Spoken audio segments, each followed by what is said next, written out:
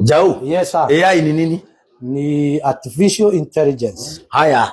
Sasa hii artificial intelligence. Yes, sir. Wacha nikuambie kitu. Watu huwa wana mistake AI. Wakisema AI ita replace kila kitu. Wacha nikuambie. That is misconception.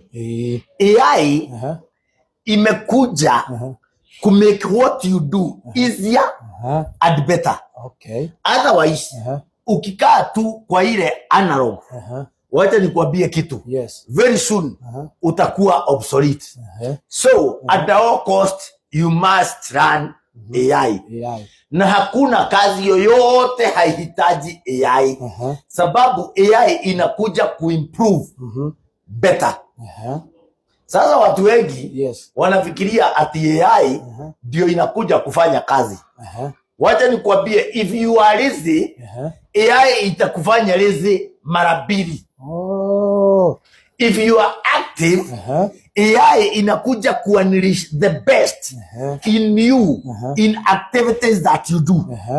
So, wewe mwenye unasema AI inakuja kukufuta kazi. Kusema ukweli lazima itakufuta kazi. Sababu wewe ni kodoo. Lazima utafutwa kazi. Ukifikiria kutumia AI, ikunavigate to the next level. Hiyo ndio kazi ya AI. Mimi mzae, unaona at my age. Unafikiria unaweza kunishida AI?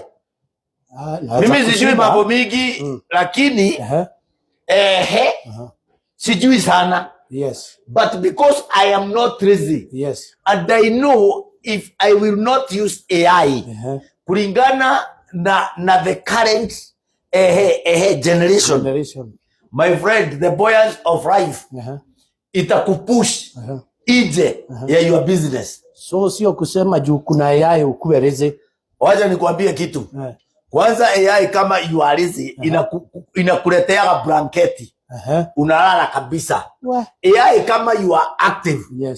Inafanya nini? Inasongesha hapo mbele.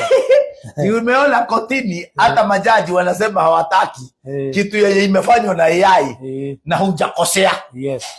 Very soon hata kotini zetu lazima zitakubali ushahidi nini kitu yote imetengenezwa na AI ikuwe. Sababu nikuuliza kitu, si wewe ndio umeenda hapo ukauliza inakuwa aje?